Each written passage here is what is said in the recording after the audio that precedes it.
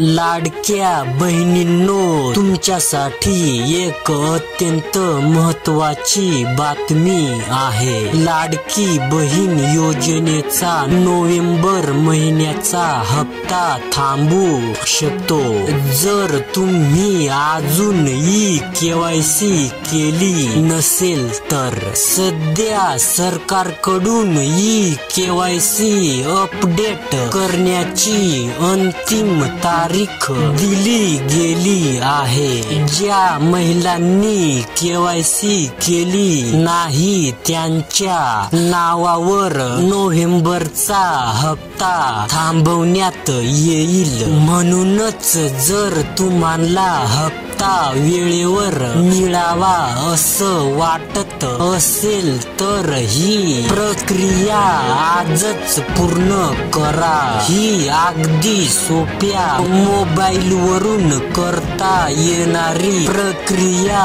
आहे। चला आता बघूया मोबाईलवरून ई-केवायसी कशी करायची। सर्वात आधी आपल्या मोबाईलच्या गुगल क्रोम किंवा ब्राउझर मध्ये जा। इथे सर्च करा लाडकी बहीण महाराष्ट्र gov.in।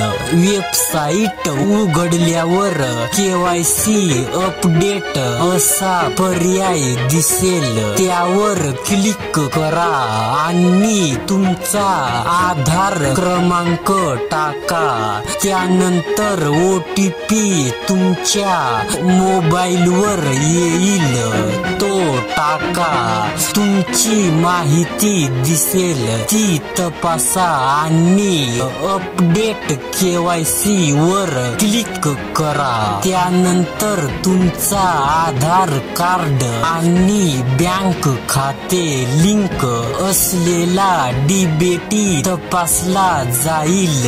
एकदा सक्सेस झालं की तुमची केवायसी पूर्ण होईल।